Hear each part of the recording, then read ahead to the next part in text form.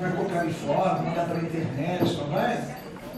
Então, por favor, faça um ar de inteligente, né? Para prestigiar a fotografia.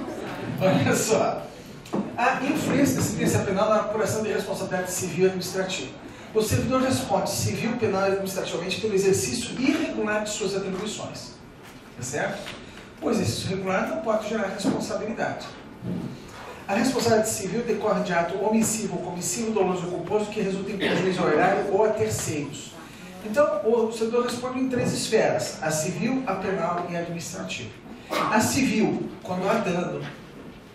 A indenização será liquidada e na falta de outros bens que assegurem pela via judicial. Tá certo? Tratando-se de dano causado a terceiros, responde ao servidor perante a Fazenda Pública em ação regressiva. Isso aqui se desenvolveu uma cultura no Brasil das pessoas não entrarem contra o serviço público. Quando entram contra o serviço público, nós pagamos, mas não entramos com ação regressiva contra o servidor. Tá? Isso é uma cultura extremamente pouco desenvolvida, né? A gente tem que começar a acionar mais o Estado, né? Tem países em que você anda na calçada não tem um obstáculo. Se tiver um obstáculo, o Estado tem que pagar. Aqui no Distrito Federal aconteceu um caso muito interessante. Uma pessoa estava transitando à noite no setor comercial sul. Estava faltando a tampa no banheiro, caiu. Aí ele entrou com uma ação contra o Distrito Federal. O procurador foi até o local, levou a vítima, que passou um mês no hospital, tá? Levou a vítima: olha, eu estou com um problema, o Distrito Federal, o senhor entrou com uma ação, nós vamos responder. Só que eu quero que o senhor me diga qual foi o banheiro que o senhor caiu, porque os 3 estão destapados. E aí ele falou assim: foi esse aqui. Você tem certeza que foi esse? Não foi esse, não, foi esse aqui. Como é que você tem tanta certeza? Aí ele explicou que eu estava com a mão e o meu relógio arranhou na parede. E os outros 2 não tem parede perto. Tá? Aí fizeram um laudo. O Distrito Federal saiu fora, aqui no banheiro do condomínio. Por isso que eu queria tanto saber qual era o buraco. Né? Veja que país que a gente vive, né? Então, e tem países que você anda na calçada e você não encontra obstáculo nenhum. Né? Nem esse balançar de tampa de bueiro na rua você encontra, porque a pessoa sabe que se deixar assim alguém vai pagar. Como a gente não tem ação regressiva contra o servidor, nunca paga. Quem paga é a viúva. Né?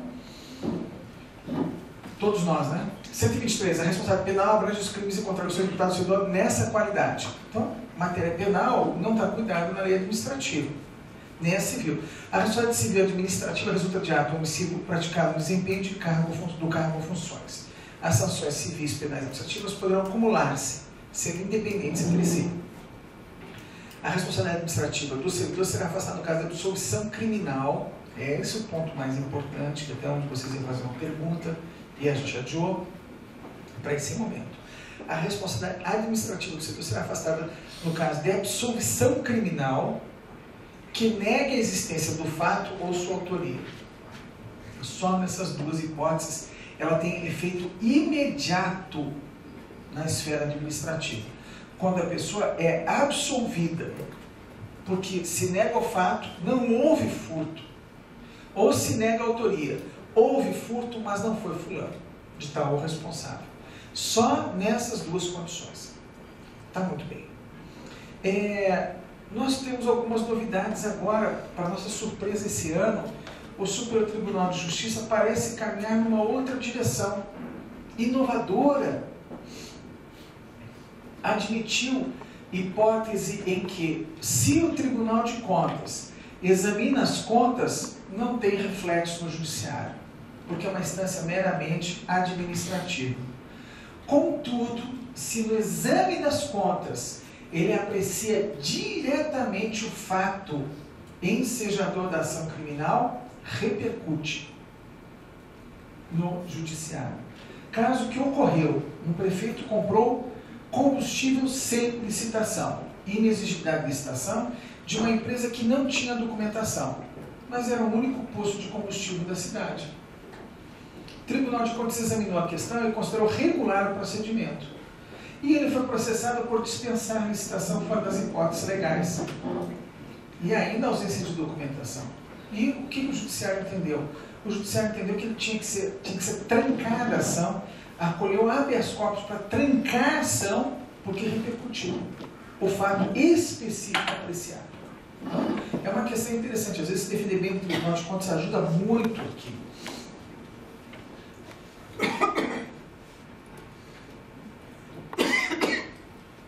Nenhum servidor, artigo novo da lei, poderá ser responsabilizado civil, penal ou administrativamente por dar ciência à autoridade superior ou quando houver suspeita de envolvimento desta a outra autoridade competente para a apuração de informação concernente à prática de crimes ou improbidade que tenha conhecimento, ainda que decorresse do exercício, emprego ou função pública.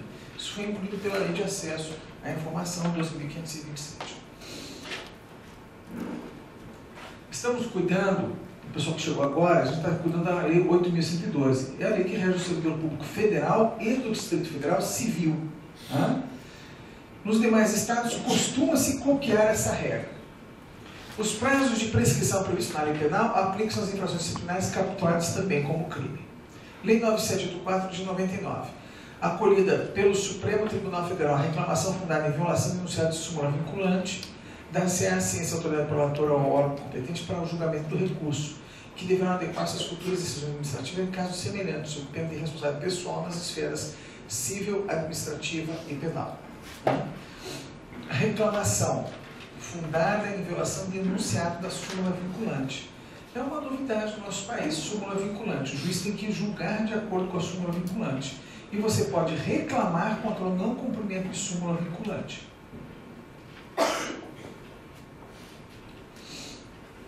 A imputação de sanções após a extinção da relação contratual. Questões para debate. Então, essas eu não respondi. Omissão. Olha só, eu tenho um problema. O contrato foi de 5 anos. Durante 5 anos não se aplicou uma penalidade na empresa. Extinto o contrato, eu vou lá e quero aplicar a penalidade. Não pode. Eu estou confessando uma omissão do servidor. Tá certo?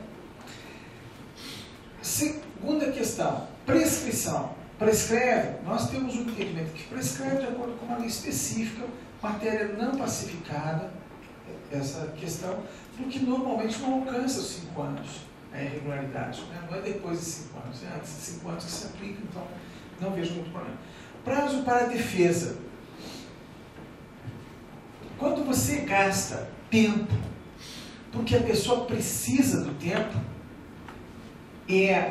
por pedido e para favorecer a defesa, tem-se entendido que isso não gera nulidade.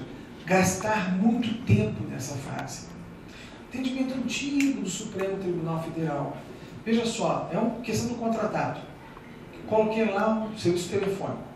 Aí as placas de telefonia apresentaram um defeito grave lá, gerou um incêndio. E ele pede um prazo. Olha, a responsabilidade não é das placas de telefonia que eu coloquei. Isso é um defeito do sistema elétrico já existente. Então tem que fazer uma perícia, 2, 3, até chegar a firmar a posição.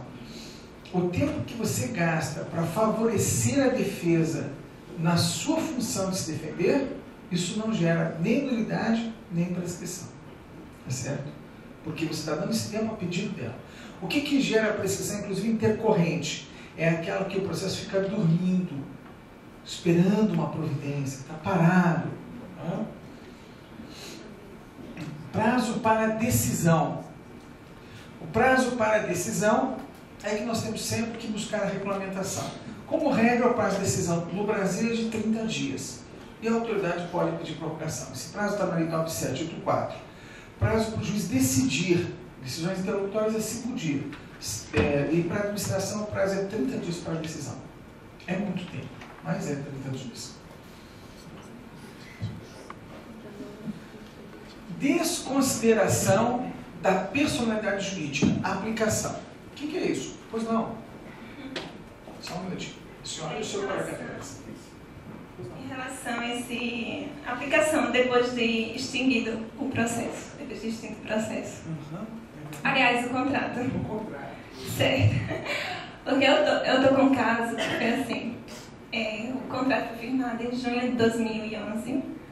Vigência de 90 dias. E passou o tempo, a empresa não entregou os equipamentos de informática, que era o contrato de 14 mil. Só que no decorrer desse tempo, o pessoal da licitação e gestor do contrato ficava mandando e-mails, pedindo para ela cumprir e tal, e notificaram ela em diário oficial, só que não havia um processo específico, no mesmo processo licitatório. E também mandaram R, foi devolvido para ausente. Ausente. Ela mudou a sede em São Paulo e eu sou de Alagoas. Então, o que acontece? A Procuradoria do Estado, em outra situação, disse que a gente abre esse processo administrativo para apurar a irregularidade, mesmo depois de extinto o contrato. Só que eu fui pesquisando a doutrina disse que a questão de segurança jurídica, não. Agora eu fiquei nessa situação porque eu estou sem argumentos contra a Procuradoria do Estado que está sendo prejudicada. Tem que pedir E assim, agora eu quero saber se nesse caso, assim, como acho que não, o pessoal não foi omisso. Só que eles não anotaram o procedimento certo, que era abrir processo administrativo e tal. Eles ficam mandando e-mail, cobrando, tem assim, acho que mais de 10 e-mails que mandava, ele respondia, não, eu peço mais 30 dias. Aí dava mais 30 dias. Aí ele não cumpria. Eles ficavam respondendo só por e-mail.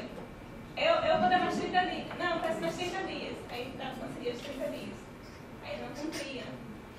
Aí ele, não, porque teve um problema, os equipamentos tinham vindo dos Estados Unidos e tal, mas vocês não.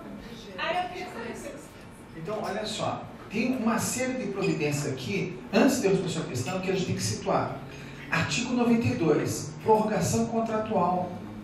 Olha só, ele ganha a licitação e pede prorrogação contratual depois. Está previsto na lei, no contrato?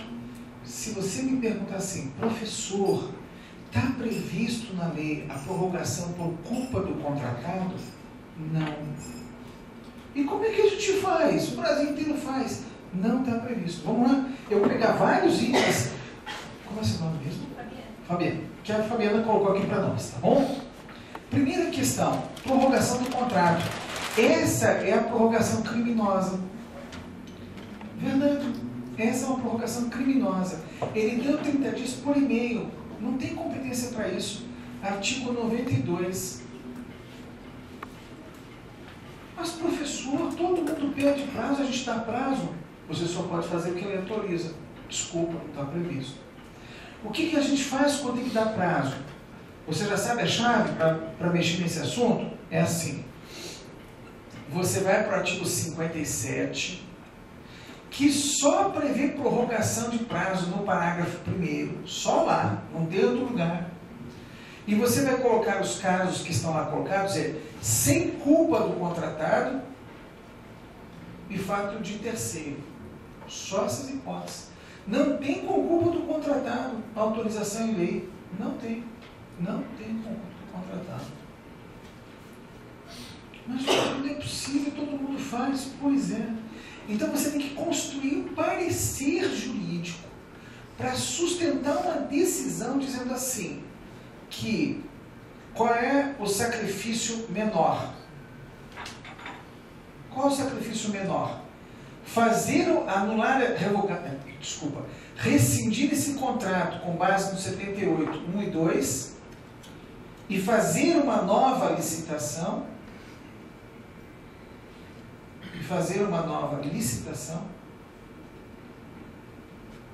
Tá certo? Ou, qual é? Ou prorrogar. Aí você vai chegar à conclusão, peraí, eu levei 8 meses fazendo uma licitação, o cara só quer 30 dias. É melhor eu prorrogar esse contrato. Mas prorrogar pela autoridade competente. Não é por e-mail, informalmente, como foi feito. Primeiro a gente tem que mostrar os erros, compreende? Para a gente já estar saindo depois, tá bem?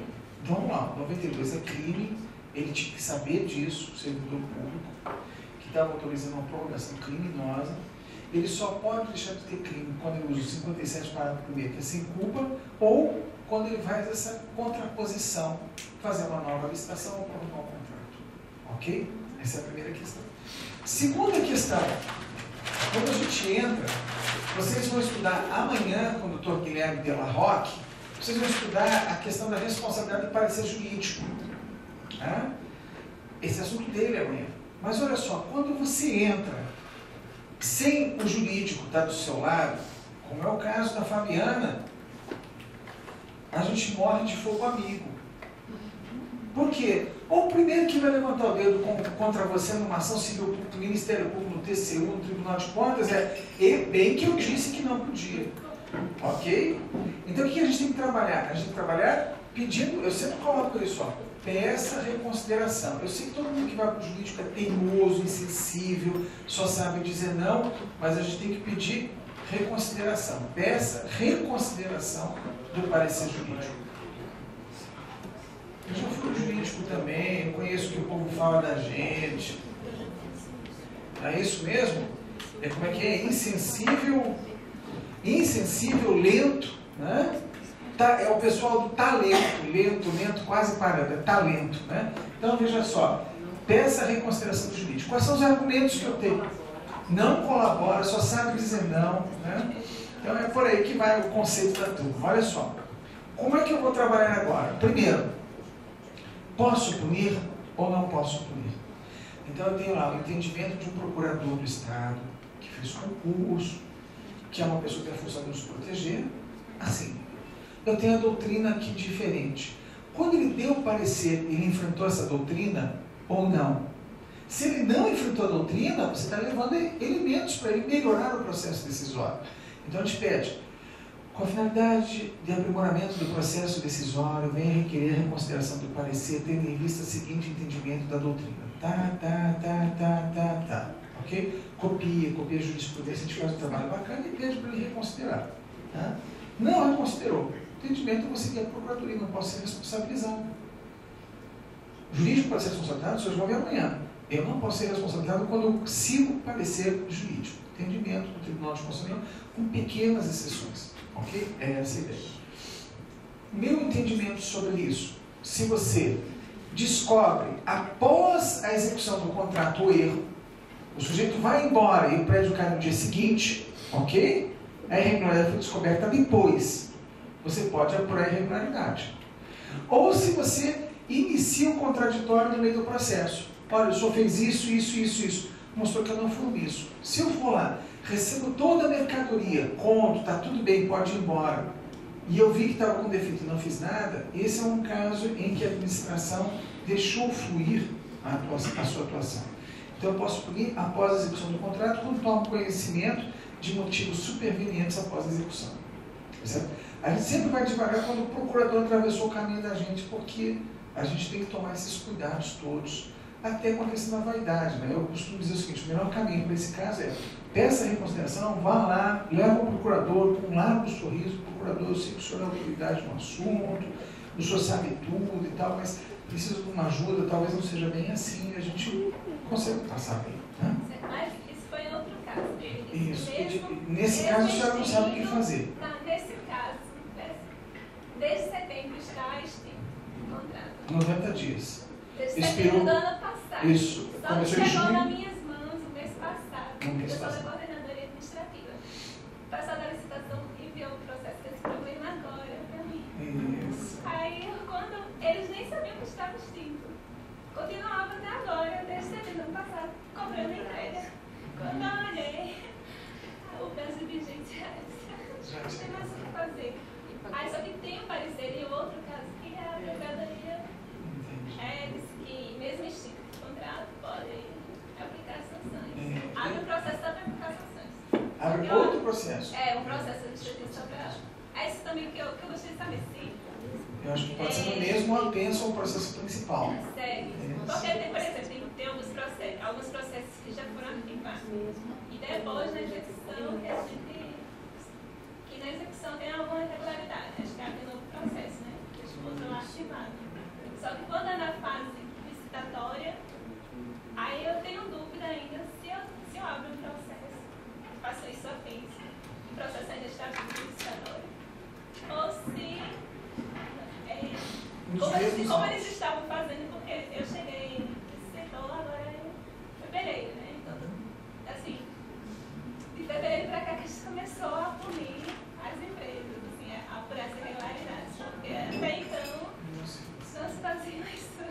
Então, é uma festa só. Vamos lá, o pessoal não pune porque não sabe punir. Se você tem um formulário de advertência, se você tem, que tem lá no manual do STJ que a gente criou, o pessoal começa a punir, quando você seleciona para punir, facinho. Você pega a cláusula contratual violada, coloca lá em cima de copia, diz aqui embaixo está com prazo para defesa. A pessoa se defende, você tem que dizer qual é a penalidade máxima. Então, quando você cria o formulário, você começa a fazer, as pessoas começam a assinar. E o que a gente pensou no formulário? Atrás do formulário, o fluxo.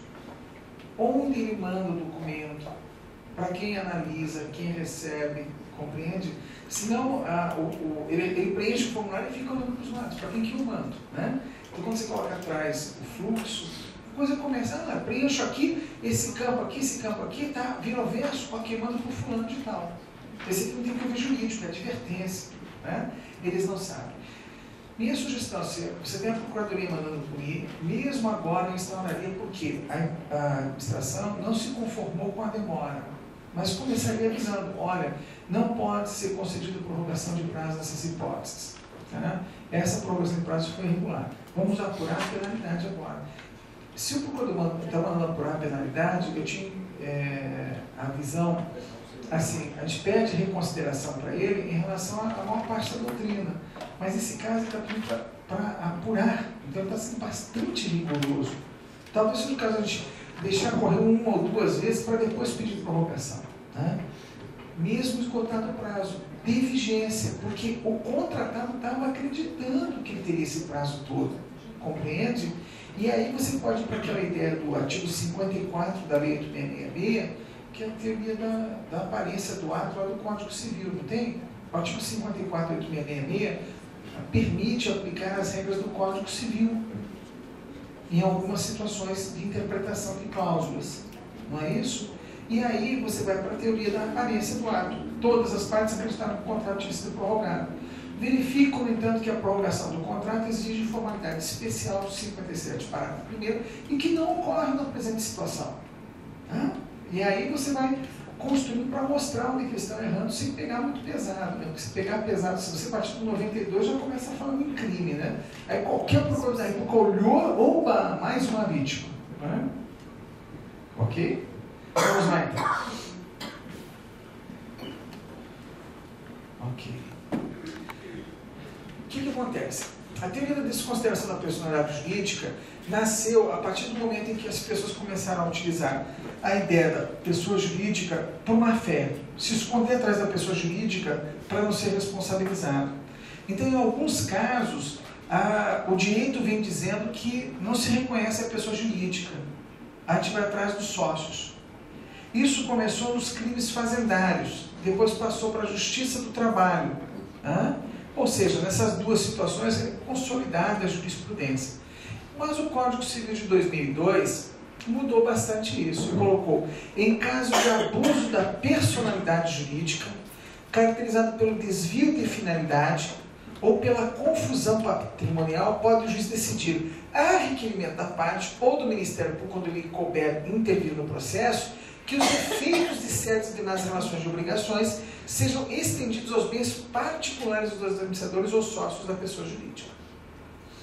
Então, o caso verídico que chegou até o STJ foi o presidente da comissão de licitação que chegou e disse, escuta, o senhor não conhece o senhor daí? O senhor me conhece sim. Eu declarei sua empresa inidônea. É, doutor, mas eu já abri outra. E eu declaro o senhor de novo inidôneo. E tirou ele para fora da licitação. O senhor está fora dessa licitação. E o caso foi sendo debatido e o STJ entendeu que ele criou uma outra pessoa, que o certo é ele ficar 2 anos sem participar da licitação. Então ele criou uma outra pessoa com desvio de finalidade, para poder fugir da penalidade que foi aplicada. E o STJ aceitou essa ideia de atingir o sócio. Mas não é sempre assim. Não é sempre assim. São casos extremos. Né? E às vezes o servidor público, naquela afã de defender interesse público, leva no peito. Né? E cadê a lei? Não tem lei. Né? De vez em quando eu vejo isso, viu, pessoal? Estrutura o Sistema Brasileiro de Defesa da Concorrência.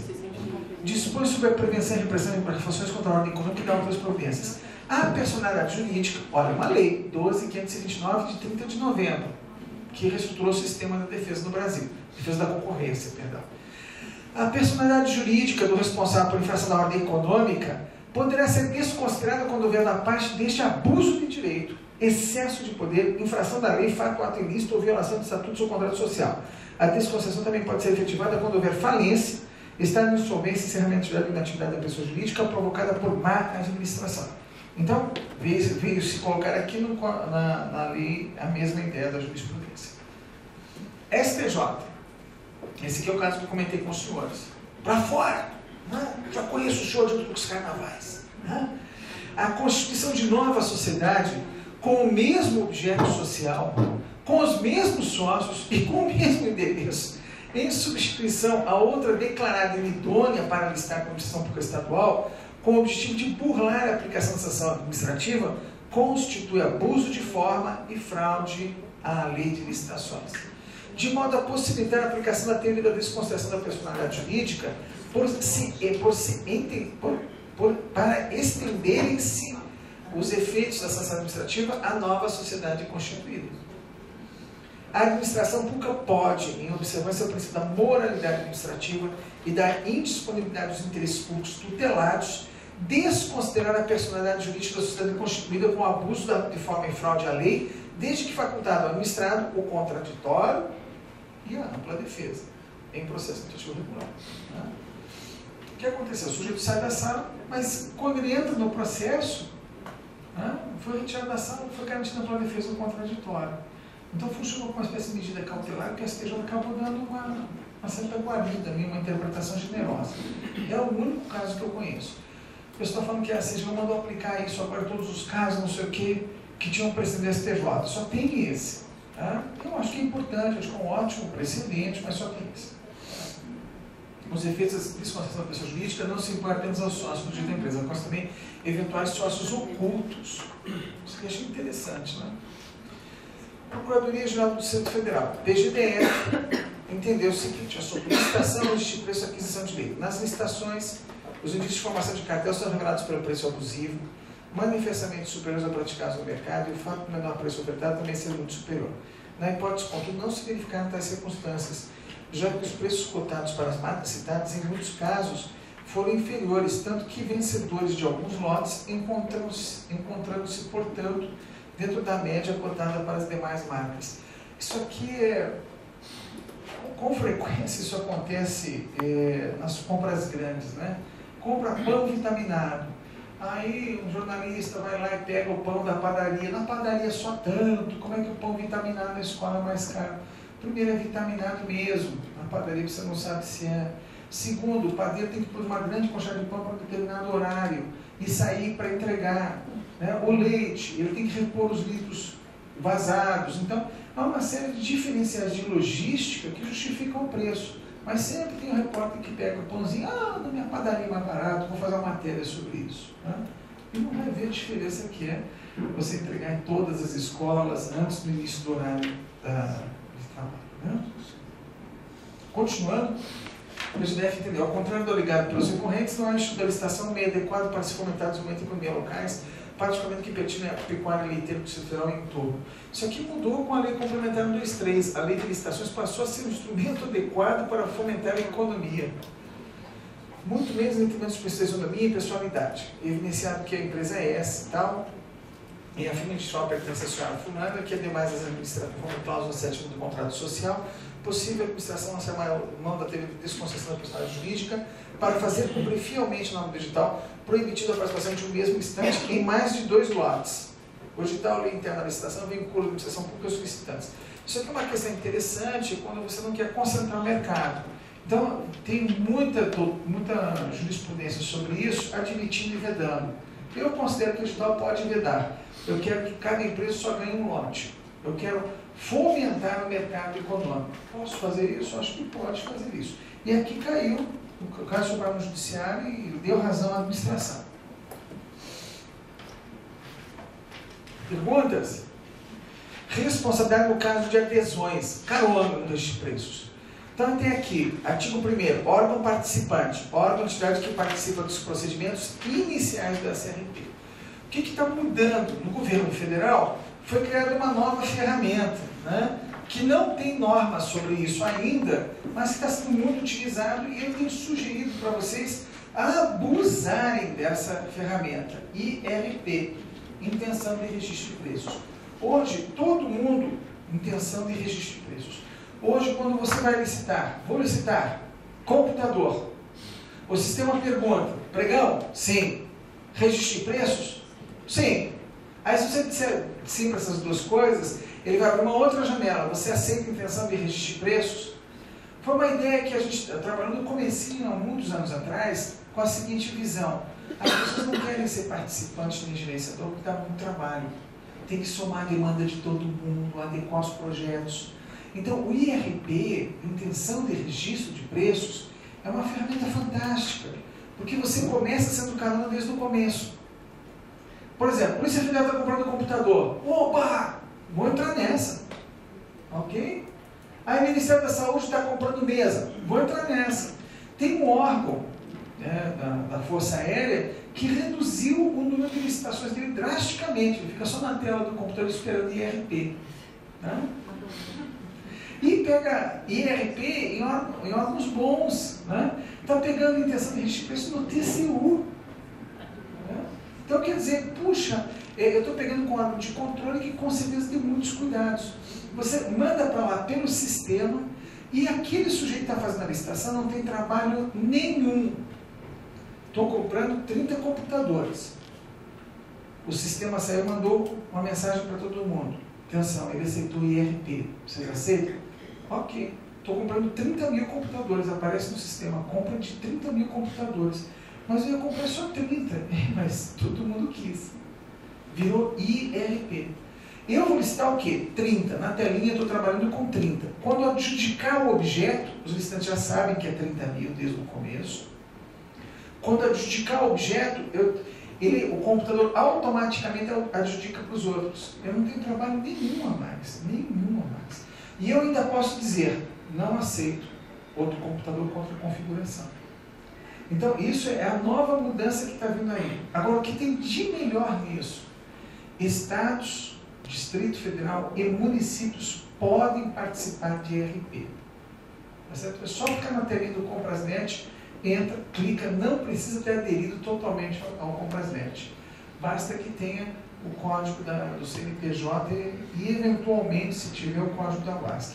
Ok? Então, isso faz uma ferramenta extraordinária.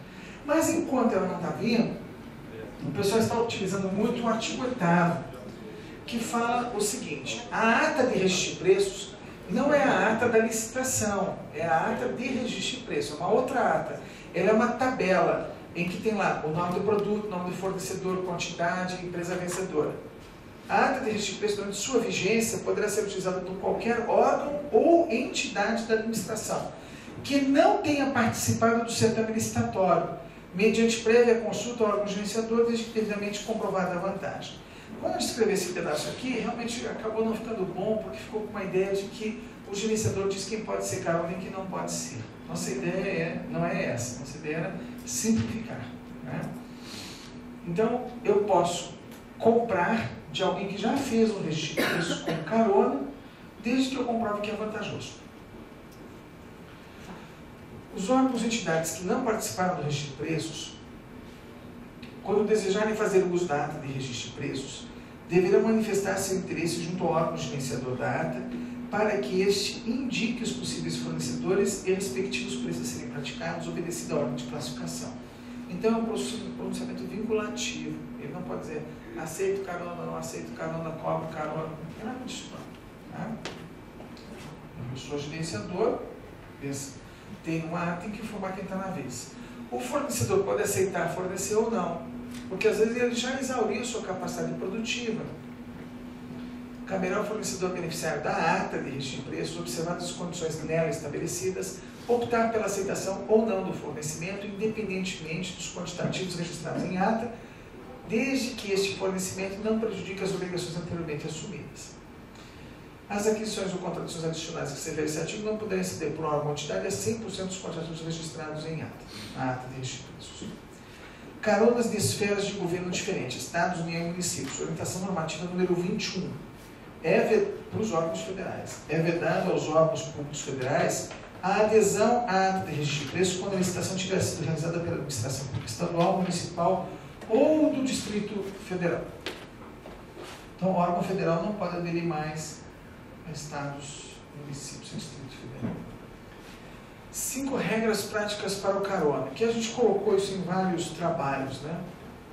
Se eu quero ser carona, primeira providência, consultar as atas em vigor, ler atentamente o edital, a ata de registro de contrato, se houver, comprovar nos autos a vantagem da adesão, contactar informalmente o fornecedor e formalmente o gerenciador, limitar a quantidade ao máximo indicada na proposta mais vantajosa e verificar a compatibilidade do máximo a ser adquirido com o máximo licitado. Eu quero 300 computadores, mas só chamar 50, só posso comprar 50, não posso aderir a essa ata. Essa aqui é o Acórdão 12/19/2008 da segunda Câmara. O texto determinou: faça constar nas contratações realizadas, mediante adesão à ata de registro de preços e nos respectivos processos licitatórios realizados pela unidade, a contratação a ser procedida seja acompanhada de justificativa que atenda ao interesse da administração, sobretudo quanto aos valores praticados. Justificativa contendo o diagnóstico de aquisição, ampla pesquisa de mercado em equipamento equivalente ou similar. A pessoa sempre pergunta assim: eu vou pesquisar o preço da caneta BIC ou o preço de caneta? Você vai aderir a quê? Caneta BIC? Então você vai pesquisar o preço da caneta BIC. Atas do Sistema S. Então você entende que não se pode aderir a atas do Sistema S porque ele tem normas diferentes. Então você não pode aderir a um sistema desse. Tá certo? Não quer dizer que é melhor ou pior, só quer dizer que é diferente. Então a gente não adere. Desculpa, o que é Sistema S? Senai, Sebrae, Senac, todos esses órgãos autônomos, tá certo? Então, eu quero chamar de Sistema S. Sebrae, Senac, Senai, SESC, SESI, Senac, Senat, SESC, Senat, ok? Então, todo o Sistema S não pode pegar carona neles, porque eles têm norma própria. Atas de registro de preço que tenham tido recurso, tem uma recomendação de que a gente não adira a essas atas. Ainda está valendo? Olha só, as atas de registro de preços que tiverem problemas de recurso no Tribunal de Contas, é a mesma coisa que você pegar carona no carro que está pifando. Tá? Toma cuidado, você pode ficar no meio do caminho lá, né?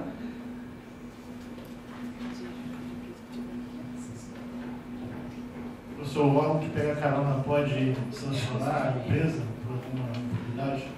Isso, bem simples. Washington, bem simples. Penalidades da licitação, órgão gerenciador. Penalidades por contratado, todos os contratantes. Se você for contratante, pode aplicar sua penalidade. Não precisa ir no gerenciador. A dúvida está surgindo por causa de uma palavra que eu fui culpado. E eu coloquei sozinho essa palavra no artigo 3º, parágrafo 3º desse decreto. O que ele escreveu? Caberá ao órgão participante, em coordenação com o órgão gerenciador, aplicar a penalidade. Quando a gente fez o decreto de Minas sobre registro de preços, a gente melhorou isso. Lá no Maranhão também melhoramos. O que aconteceu? Quando a gente fala em coordenação, a ideia é a seguinte: você avisa, a coordenação não é subordinação. E para mim que trabalha no direito, a questão da palavra coordenação é como a gente explica o relacionamento entre os tribunais e juízes. Né? Um juiz de primeiro grau não é empregado do ministro Supremo. Né? Ele tem a sua autonomia, suas garantias constitucionais. Mas ele se coordena com o ministro Supremo. Então, coordenação é isso. Aí, quando a gente colocou lá que o participante pode aplicar a penalidade em coordenação com o órgão gerenciador, eu confesso que como as pessoas não têm o mesmo entendimento que eu tenho do dispositivo, acabei criando um problema de interpretação sério. Então, muita gente acha que precisa da anuência do gerenciador para punir. Não precisa. Ele é seu contratado, 866, regras de contrato. Eu escrevi sobre isso, se você precisar. Aconteceu um caso interessante no tribunal que o a gente fez a adesão lata de registro de preço no Ministério. E eram cafeteiros, das máquinas de café grandes, né? E eram várias, né? E aí, quando a gente recebeu a ata, a gente pegou também, a gente viu também a proposta da empresa que ganhou. E a especificação que tinha no edital era uma, e a proposta que ganhou era um outro modelo, não era exatamente o modelo do edital, tá? Entendeu? E aí a gente mandou um servidor lá no Ministério para verificar se a empresa tinha entregue a cafeteira do edital ou a cafeteira da proposta. E eles entregaram da proposta, que era inferior à do edital. E eles aceitaram. E aí a gente ficou naquela, e agora? O que ele fazer? Eu chamei o dono da empresa e ele foi lá e ele teve que fornecer para a gente a cafeteira conforme que estava no edital. E ele ficou com prejuízo, porque ela é bem mais cara do que a que ele forneceu para o Ministério. Mas ele não estava obrigado a fornecer, lembra? Se você está pegando como carona, aí ele ficou preocupado. Melhor deixar esse pessoal quieto no TRT aqui e resolver o problema. Ele falou assim, não, nós somos prejuízo, não. Muito bem. Muito bem. Tá. O decreto 3931, no artigo 8º, ele fala: a ata de registro de preço, durante sua vigência, poderá ser utilizada por qualquer órgão ou entidade da administração. No nosso órgão, a gente está colocando no edital que determinadas atas não poderão ser aderidas, somente na intenção de registro de preço. Pelo meu ver, não tem nenhuma ilegalidade. Como o senhor suporta?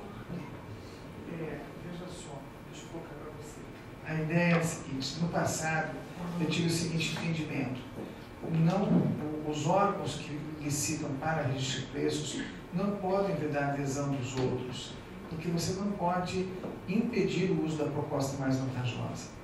Mas na última edição do livro Registro de Preços, eu tive que abrir uma exceção para dizer que o edital pode vedar em algumas situações. Por exemplo, o Tribunal de Contas do Estado do Maranhão, ele usa muito o registro de preços, mas ele coloca no edital que o vencedor da licitação não pode fornecer como carona para mais ninguém. Qual é a preocupação deles? É que eles fazendo licitação, todo mundo vai aderir. E aí o controle não vai ter. É esse o entendimento deles. Eu acho que o entendimento, até fui generoso lá no livro, mas acho que o entendimento existe uma lógica, né? Se você está uma coisa bem feita, se todo mundo aderir, paciência, né? Ótimo, quer dizer, eu estou economizando, veja quanto esforço eu estou economizando dos outros, né? Porque eu vejo o pessoal falando assim, olha, Jacobi, eu estava com uma Marçal Justo na terça-feira, né? Eu, Marçal Justo, Márcio Comaruzano, a gente numa audiência pública, e eles largando com a registro de preço e carona, e aí eu fiquei com vontade de dizer, vou para o debate, hoje não vou para o debate, eu só falei 3 minutos lá. Eles usaram 2 argumentos, que a gente derruba assim, ó. Feira de isonomia, desculpa, está avisado no edital que é registro de preço, todo mundo pode entrar, a isonomia é para todos. Não tem licitação, lógico que tem licitação, a primeira é com licitação, as adesões não. E aí usaram um outro argumento que eu também respondi, olha, se um fornecer para todo mundo vai gerar economia de escala, porque ele vendeu 600 milhões de computadores, né, enquanto que o edital só previa 60 mil. Isso me dá a ideia seguinte, 2 posições. A primeira, a mais medíocre de todas. Eu estou preocupado com quanto ele está ganhando. E a curva, chega uma hora em que o ganho de escala acaba. Tanto faz fazer 10 mil computadores com 300 mil, o ganho de escala é mesmo. Então, eu estou me preocupando com quem está ganhando, estou me preocupando com quanto nós estamos ganhando. Não tem comissão de licitação para aquilo. Foi muito mais rápido. Tem gente comprando em 48 horas, economizamos em publicidade. Você só adere a bons fornecedores, os ruins a gente não adere. E a outra, a economia invertida. Tem gente que comprou nessa licitação do TST, que foi de 4 mil computadores, 2 unidades, ao preço de 4 mil. Olha que economia fantástica. Os empregados da Infraero queriam que o fornecedor da Infraero vendesse para eles, particular. Eu falei, não pode, isso vai dar improbidade, não faça isso. Por quê? Porque a ideia era, o preço da entrega foi tão bom que o mercado não tinha mais. Agora, no Maranhão, a gente colocou que o carona pode ser de órgão público ou empresa privada. Por que não? Por que não a gente comprar amanhã alimento e o pão de açúcar vir comprar do nosso fornecedor ou alface? Por que não? Qual é o problema? Eles já fazem isso na prática, então a gente libera. Né? No prazo de entrega também, né? Tem que ser água digital, esse prazo todo você receber. Fora o prazo de entrega. Na DER lá. Isso. A outra coisa, em regiões mais distantes e órgãos pequenos, é uma luta você arrumar fornecedor. Aqui em Brasília, o Ministério Público Militar. O Ministério Público Militar, ninguém quer entrar numa licitação que é pequena quantidade. Né? Eles começaram a resolver só com ato de registro de preços. Adesão, adesão, adesão. Tem coisa que tem que melhorar? Claro que tem que melhorar. Nós vamos melhorar isso, se o dia nos der a oportunidade. A adesão ao sistema S. Obrigado por isso. Bom, polêmico acordo 1487 de 2007. Está aqui, ó. Esqueci que estava aqui. O fato de um órgão ou entidade poder aderir de registro de preço, ou seja, poder pegar carona, é um dos fatores. É engraçado, porque o palavra carona não está na norma, né? Mas todo mundo fala. Em Minas a gente colocou na norma, carona. Né? Ou seja, poder pegar carona é um dos fatores que concorrem para que a SNP confie a celeridade de economia, processo de aquisição e contratação. Ocorre que nem a licitações de contratos, nem a decreto estabelecem limites para o número de caronas. E qual é o problema? E qual é o problema? Mas tão somente o quantitativo máximo cada uma que aderir a registro de preço pode contratar. Na verdade, constante disposto no parágrafo terceiro do artigo 15, caberia decreto estabelecer limites às contratações do carona. Não está na lei, não leu a lei direito. Acordam. O terceiro mandou ao Ministério do Planejamento. Adote providências à reavaliação das regras atualmente estabelecidas para registro de preços. Então, esse acórdão 1487 mandou o Ministério do Planejamento adotar providências para refazer o decreto. O que a gente fez? Eu fiz duas coisas. A primeira, eu redigi o recurso para o ministro e ele recorreu no TCU. Tem efeito suspensivo a decisão. Está com efeito suspensivo. E segundo, não tinha nada para fazer nessa época, eu estava assinando. E a segunda, eu redigi um decreto limitando o carona. O RDC limitou o carona. Você sabe disso? O regime diferenciado de contratação da Copa do Mundo e obras limitou a 5 vezes o valor. Está limitado no RDC. Quem fizer registro de preço pelo RDC só pode dar 5 vezes o valor licitado. Aqui. Alguém falou? Não? Resposta à consulta do carona. Admite-se que a contratação por órgãos de entidades que não participaram da licitação resultando do registro de preços dos limites fixados no decreto a ser ditado pelos entes nos termos do artigo 15 para 30, desde que motivada pela economicidade e eficiência para a administração pública. Ó, TCE do Mato Grosso respondeu. Terra de vocês lá, tá vendo? Admite-se a contratação por órgãos de entidades que não participaram da licitação resultando do registro de preço nos limites fixados no decreto regulamentador a ser ditado pelos entes. Em caso de silêncio não específica, mostra-se razoável limitar a adesão à ata de registro de preço em até 25%. Se eu licito 100 computadores no registro de preço do estado do Mato Grosso, o máximo que o carona pode pegar de carona é 25% desse valor. Tá? Afronta os princípios da competição e da igualdade de condições entre os instantes a adesão ilimitada a registro de preços. Eu discordo, mas lá no Mato Grosso tem que seguir a orientação do Tribunal de Contas. Observa o princípio da eficiência apenas as contratações que o objeto contado pretende qualitativa necessidade do órgão de entidade. Mato Grosso. Né? Santa Catarina seguiu a tese do professor Joalia Burr, que diz que é ilegal, imoral, inconstitucional e engorda. Não pode pegar carona. O registro de preço é aquele lá, enaltece depois, por se considerar que o sistema de carona, no artigo 8º, fere o princípio da legalidade, não deve os justiçados desse tribunal utilizar as atas de registro de preços, ou permitir a utilização. Mas Santa Catarina não pode. Eu prefiro que seja assim. O Tribunal de Contas fala objetivamente, só quem tem que legislar é o Executivo. E o pessoal, ao invés de mandar o Executivo legislar, baixa uma norma. Aí, como é que você consegue acompanhar a jurisprudência? É complicado. Emenda. Administrativo. Licitação e contratos pregão eletrônico. Ministério da Defesa, Exército Brasileiro, adesão pelo Distrito Federal. Casa Civil. Esse aqui é do Distrito Federal.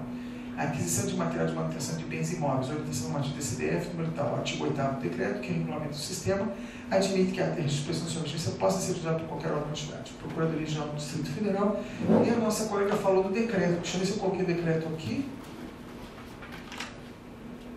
Não coloquei o decreto, então, por favor, pessoal do Distrito Federal, anota lá. 33662. Engraçado, eu sabia do decreto, não sei porque eu não coloquei. 33662, de 15 de maio agora, de 2012. Muito obrigado, de novo. Aqui, a gente está colocando para você o nosso site. Tá? Eu disse que eu respondo perguntas. Maneira da pergunta, tá bom? Não pode ser 2, 3 páginas. Tem gente que faz assim, 15 perguntas no mesmo e-mail. Isso dificulta muito para mim responder. Né? Pode mandar 15 e-mails, não tem limite. Você pode mandar quantas perguntas você quiser. Né? Mas manda, de preferência, 1 ou 2 só. E aqui tem um Twitter também, né? Para você aderir lá no Twitter, fica o dia inteiro passando notícia para quem quiser. Tá bom? Muito bem, encerrei o programa, vocês não têm mais dúvida, libero o Geraldo, só 5 minutos de pergunta, depois eu fico aqui para responder as outras, tá bom? Geraldo, que você achou que eu sei responder. Sem pegar o tema do Guilherme Larroque amanhã, tá? Responsabilidade jurídica, essas coisas, é o tema dele, tá bom? Nada, né? Então, tá bom. Muito obrigado a todos vocês, até amanhã, 8h30 da madrugada, com o professor Guilherme Larroque. Obrigado a todos.